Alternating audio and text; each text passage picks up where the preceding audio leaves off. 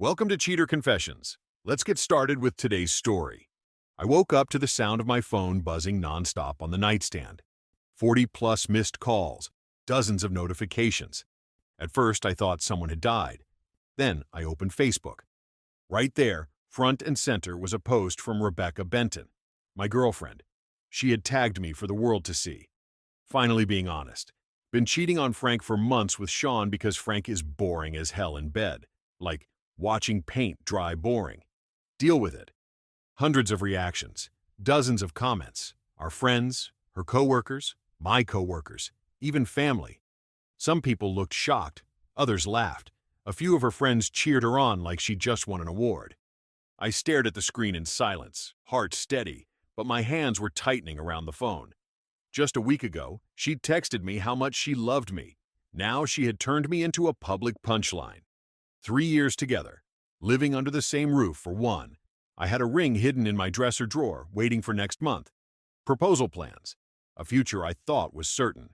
One of her friends, Alyssa Park, had already commented, "Yes, girl, speak your truth." Another, "Life's too short for dead bedrooms." I scrolled past every word without responding. Then I went back up to the top, clicked into the comment box under her post, and typed just one word. Understood. That was it. No fight, no defense, no begging. Then I started working. Screenshots of the post. Screenshots of every mocking comment. Screenshots of her texts from last week, where she called me baby and said she couldn't wait to spend forever with me. I saved them all neatly into a folder on my phone. Rebecca wanted to humiliate me in public. She wanted me to break down, lash out, give her a show. But I wasn't going to give her that. I sat there in bed, phone in hand, already planning my next move. By mid-morning, I had everything organized. The screenshots weren't messy or emotional. They were laid out like evidence. Rebecca's post, the comments, and her messages to me saying she loved me just days earlier. Proof of her double life, all in one clean folder.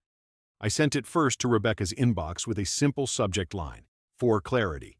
Then I forwarded it to her parents, Margaret and Charles Benton. They were the type of conservative couple who still told people their daughter was pure. Her dad was a deacon at church. Her mom ran Bible study groups. They thought Rebecca and I were just roommates. That illusion ended with one email. I didn't stop there. Rebecca had always bragged about splitting rent with me, but the lease was in my name alone. She hadn't been paying her half. Her parents had quietly been covering her share. She'd lied to both of us. So, I did the one thing she never imagined I'd do. I opened the Smart Lock app and changed the code. Around noon, Rebecca called me. I let it ring until voicemail picked up. The message came through seconds later, her voice sharp. "Frank, what the hell is wrong with you? Why would you comment like that? Everyone's texting me. Call me back." I didn't. Instead, I texted her one line. "Your belongings will be boxed. Pickup will be scheduled with your parents present." 5 minutes later, the phone rang again. She didn't sound angry this time. She sounded nervous. "You're being dramatic. It was a joke, okay? Everyone knew I was just venting. Can we talk about this like adults?" I ended the call. No arguments, no explanations, just silence. Rebecca had chosen to make our relationship a public spectacle. Now the fallout would be public too. That evening I got a reply email from her father. "Frank, we need to talk immediately." And I knew the storm was just beginning. Charles Benton called me that evening. His voice was clipped, every word wrapped in anger he was barely containing. "Frank, I just saw the screenshots you sent. Tell me this isn't true." "It's her words, Charles." "Not mine," I said calmly. There was silence on the line, then muffled shouting in the background. Margaret must have grabbed the phone because she came on next, furious. "She told us you were living like roommates, that you were friends, that she was saving herself." Margaret's voice cracked. "And now I see her bragging online like this?" I didn't answer. I didn't have to. Later, I heard from Matthew Benton, Rebecca's younger brother. He texted me, "She's in denial. Dad's ready to kick her out. Mom's crying. I'm coming by tomorrow to get her essentials." I wrote back, "I'll have boxes ready." She has 72 hours. By then, Rebecca had already blown up my phone with over 20 missed calls. When I finally listened to one of her voicemails, her tone had shifted completely. "Frank, you don't get it. It was supposed to be funny. Everyone exaggerates online. You're making this bigger than it is. Please, can you just delete what you sent my parents? You're ruining my life. I saved the voicemail. Every word. The next day, I stayed home while Matthew arrived. He didn't look me in the eye at first, but he gave me a firm nod. I'm sorry about all this. She's not thinking straight. Rebecca came in behind him, arms crossed like she was the victim. She tried to talk to me. This is insane, Frank. You think you're so perfect? You never. I cut her off. Rebecca, this isn't a conversation. Take what you need. You've got 72 hours. Matthew put a hand on her shoulder before she could start up again. Rebecca, enough. They packed in silence after that. And just like that, I knew Rebecca's carefully built facade was cracking. It didn't take Rebecca long to change her story. By the end of the week, she was posting on Facebook and Threads again, this time claiming she was the victim. Frank was controlling. He was cold. He isolated me. That's why I cheated. Her words were sharp, rehearsed, and people bought it. Her friend Alyssa Park went further, spinning up a private group called Stand With Rebecca. They framed her as a survivor of emotional neglect, and I was suddenly cast as the villain. I didn't argue online. I let them talk. Instead, I screenshotted every single word. Then the threats started. Rebecca messaged me directly. My Uncle Gregory is a lawyer. He's filing a defamation suit against you. You'll be paying me for damages and therapy. Her uncle, Gregory Lamb, was a tax attorney. My friend Doyle, who works as a paralegal, nearly laughed himself sick when I told him, Frank, unless she wants to sue you for deducting business lunches, her uncle's useless. She's bluffing. Meanwhile, Sean Cooper, the man Rebecca cheated with, was quiet. His wife, Amelia, had found out. A mutual acquaintance sent me a screenshot of Amelia's post. To everyone who knew, I don't blame you. But I'm done with lies. Sean deleted his socials within hours. Rebecca, on the other hand, doubled down. She wrote, Frank is trying to ruin my life. He turned my parents against me with lies, but I won't be silenced. I'll fight this. Her followers cheered her on. But the more she talked, the more rope she gave herself. Every exaggeration, every accusation, every screenshot, it all went into the same folder. Rebecca thought she was building an army. All I saw was evidence stacking higher by the day. The following Monday, I was at my desk when reception buzzed my phone. Frank, there's a woman here who needs to return your apartment key. I froze. Rebecca. We never shared an apartment key, I said. Tell her I'm unavailable. Ask her to leave. Minutes later, my phone lit up with texts. You coward. Face me. I'm not leaving until you talk to me. Then came the shouting.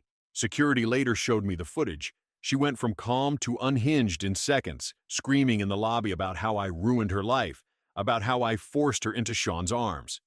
People stopped to watch. Security stepped in. She fought them, but eventually they walked her out.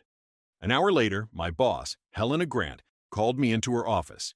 She already had her laptop open, the screen turned toward me as I sat down. At the top of her inbox was an email with the subject line, The Truth About Frank. The message was long and brutal, accusing me of being abusive, manipulative, and a danger to women in the workplace. It was written to destroy my reputation. The sender had hidden their identity, but IT had already traced it. The source came from the Wi-Fi at Alyssa Park's apartment building, and the timestamp showed it was sent just 2 hours before Rebecca stormed into the lobby downstairs. The coordination was obvious. Helena didn't waste time. She knew about Rebecca's original Facebook post. That alone undermined the credibility of these new claims. I sat there, calm, steady, letting the facts speak for themselves. Helena's advice was clear. I needed to file for a restraining order. I gave a single nod. At that point, it wasn't about defending myself anymore. It was about shutting this down for good. That evening, I went to the courthouse. With the Facebook post, Rebecca's voicemails, screenshots from her smear group, and now the security footage and email trace. Temporary protective measures were granted. Rebecca had wanted to destroy my reputation at work. Instead, she handed me the ammunition to protect myself legally. The protective order didn't slow her down. 3 days later, I came home to the sound of chanting outside my building. I stepped onto the balcony and saw them, Rebecca, Alyssa, and a handful of others holding poster boards. Frank is an abuser. Believe Rebecca. Justice for Rebecca. 8 people total, out of the dozens she bragged about online. I didn't go down. I didn't yell back. I just pulled out my phone and recorded. My neighbor, Lucia Alvarez, beat me to it. She was standing on her own balcony, phone in hand, live streaming the whole circus. "These crazy women are harassing my neighbor," she said, her voice clear in the video. "He's a good man. He helps me with groceries every week. That girl cheated on him, then blasted him on Facebook. Now she's here screaming with signs. No shame." Her livestream blew up fast. Comments flooded in, mocking Rebecca's little rally. Then Rohan Singh, the HOA president, arrived. He wasn't amused. "You don't have a permit for this. You're trespassing on private property." He called the police. Rebecca, in her fury, marched up the walkway, shouting my name, demanding I come down and face her like a man. She crossed the property line. That's when the cops pulled up. I watched from above as they reminded her of the protective order she was already under. She argued. She pushed. Handcuffs followed. The rest of the group scattered like frightened pigeons. The next morning, my lawyer fired off cease and desist letters to Rebecca and the remaining group members. Organized harassment, defamatory statements, false accusations, every angle covered. By that evening, the Stand With Rebecca group was gone, deleted without a trace. Rebecca had turned the street into her stage. But in the end, all she managed to do was hand me more proof. After the protest fiasco, Rebecca's empire crumbled fast. Her Facebook group was gone, her smear posts were deleted, and her account went private. The real damage hit closer to home. Amelia Cooper, Sean's wife, filed for divorce. She thanked me in a short message for sending the screenshots. "This wasn't his first affair," she wrote, "but it will be his last with me." Sean, once the man Rebecca had bragged about, was now blocked on everything. I heard through mutuals that his reputation is taking the same hit he helped deal me. Meanwhile, the Bentons made their final move. They cut Rebecca off completely, removed her from their will. When Margaret called me, her voice was flat. "We've done all we can. She'll have to live with her choices now." It wasn't their fault. While Rebecca was unraveling, my own life was tightening back into place. I found a better apartment, closer to the office, just mine this time. No one pretending to share the load. No secrets. No shadows. I started boxing classes to burn off the leftover energy from all the chaos. And for the first time in years, I booked a trip just for myself. Barcelona, Spain. A solo adventure, no baggage, no drama. Rebecca had lost her family, her affair, her friends, and her reputation. I'd lost her, but that wasn't a loss at all. 3 weeks had passed since Rebecca's Facebook post detonated our lives. The noise had quieted. The group was gone. The protests had stopped. Even her calls had fallen silent. Then, just as I was finalizing my travel plans, her name lit up my inbox. The subject line read, "Please read." The email stretched for paragraphs. She apologized, called me cold, claimed I never made her feel desired. Sean, she wrote, had been a mistake. She said she was homeless now, that her parents had abandoned her. At the end, she asked, "Can't we talk? Can't we try again? You know me better than anyone." I forwarded it to my lawyer without a word. He drafted a reply. "All communication must go through counsel. Do not contact Frank directly again. Further contact will result in immediate legal action." That was the only answer she got. A week later, my attorney sent out the final demand letter. If Rebecca or her friends made any more accusations or reached out to my employer, we'd file a defamation suit. After that, silence. No more emails, no more calls. I posted one simple status on Facebook: moving forward. Friends who'd seen it all unfold reacted with quiet support. I thought back to that morning 3 weeks earlier, when I first opened her post. Hundreds of comments, her friends laughing at me, her words meant to crush me, and how I had replied with only one word. That was the real shift.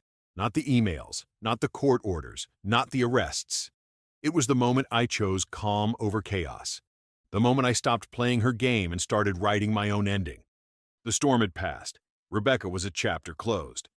I zipped up my suitcase. My plane ticket was waiting. So was my future. And this time I was walking into it without hesitation. Thank you for watching.